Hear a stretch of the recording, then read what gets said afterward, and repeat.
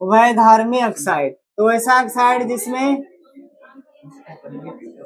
अम्लीय और कौन सा गुण, क्षारीय गुण, यानी जिस ऑक्साइड में अम्लीय क्षारीय दोनों गुण, उस ऑक्साइड का नाम क्या होता है, उभयधार्मी ऑक्साइड।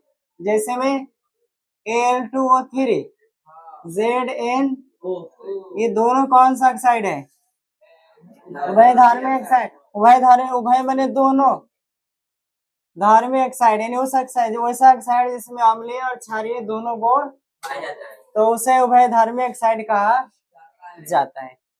उसके बाद है एनोडी करण। तो जंग से बचाने के लिए एल्युमिनियम के ऊपर, एल्युमिनियम के ऑक्साइड के का चढ़ा देते हैं, मोटी परत। जंग से यानी मूर्छा से बचाने के लिए एल्युमिनियम के ऊपर ऑक्साइड का मोटी परत चढ़ाना क्या कहलाता है, एनोडीकरण। उसी तरह लोहा को बचाने के लिए, लोहा को जिंक के परत चढ़ाना, जिंक के पतले परत चढ़ाना क्या कहलाता है, जस्ते। यानी जिंक को सॉरी लोहा को बचाने के लिए, आयरन को, उसके ऊपर जिंक के परत बना दिया जाता है। जिस घटना को या जिस क्रिया को क्या कहा जाता है, जस्ते।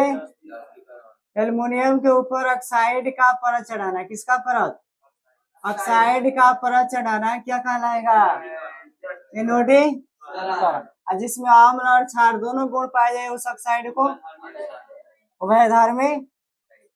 जब HCl और HNO3 यानी HCl का 3 भाग और HNO3 का 1 भाग मिलाकर जो पदार्थ बनाया जाता है उसे क्या कहा जाता है, एक्वा।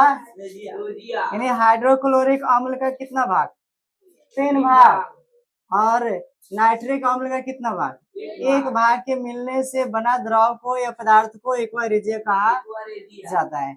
इसको अम्ल राज भी कहा जाता है। जो एक्वा रेजिया होता है वह सोना और प्लेटिनम इन कठोर धातुओं को पिघलाने में काम करता है। सबसे कठोर धातु क्या, सॉरी सबसे चमकीला धातु क्या है, हीरा।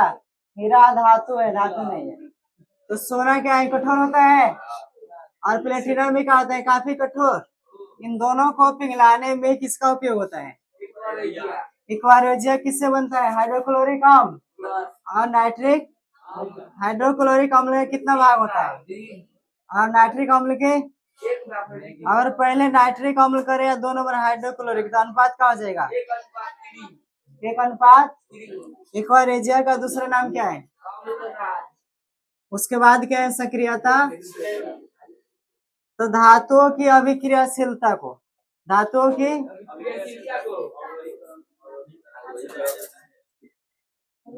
धातुओं की अभिक्रियाशीलता को किस क्रम में सजाया जाता है, अवरोही क्रम में।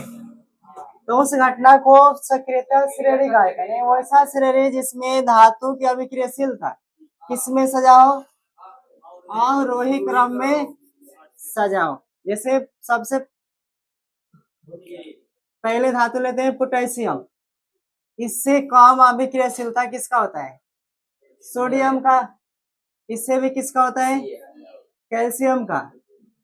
इससे भी जो सबसे कम होता है वो किसका होता है, मैग्नीशियम। इससे भी किसका होता है, एल्युमिनियम का। इससे भी किसका कम होता है, Zn का। अगर इससे भी कम देखा जाए तो ऐसे नहीं, तो सबसे अधिक क्रियाशील कौन है, पोटेशियम। उससे कम क्या है, उससे कम मैग्नीशियम, उससे कम एल्युमिनियम, और उससे भी कम का होता है जिंक। उससे भी कम का होता है Fe यानी लोहा। लोहा से भी कम का होता है सिलिकॉन होता है। एसन यानी टिन, एक गलत हो रहा है। लोहा से कम का होता है, नहीं लोहा के बाद क्या होता है ये बताओ, एसन। एसन के बाद क्या आएगा, टी। इससे भी कम किसका होता है, हाइड्रोजन। हाइड्रोजन से कम किसका होता है, कॉपर। कॉपर से कम Hg। Hg से भी कम कौन होता है? कौन होता है? Ag। Ag से कम Au से कम। इन्हें अगर देखा जाए तो सबसे अधिक क्रियाशील धातु कौन है? पोटेशियम। और सबसे कम क्रियाशील धातु प्लेटिनम। तो ये क्या है? बढ़ते घटते क्रम में है। तो जब अभिक्रियाशीलता को किस क्रम में सजाया जाता है? घटते क्रम में। किस क्रम में? घटते या आरोही क्रम में। तो ऐसी श्रेणी को क्या कहा जाएगा?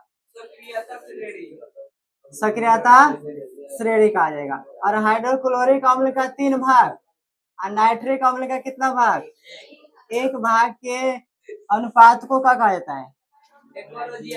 और लोहा के ऊपर जिंक का परत चढ़ाना क्या कहलाता है? एल्युमिनियम के ऊपर ऑक्सीजन यानी ऑक्साइड का परआयोडी, और जिसमें अम्लीय क्षारीय दोनों गुण है उसे क्या कहा जाएगा? उभयधर्मी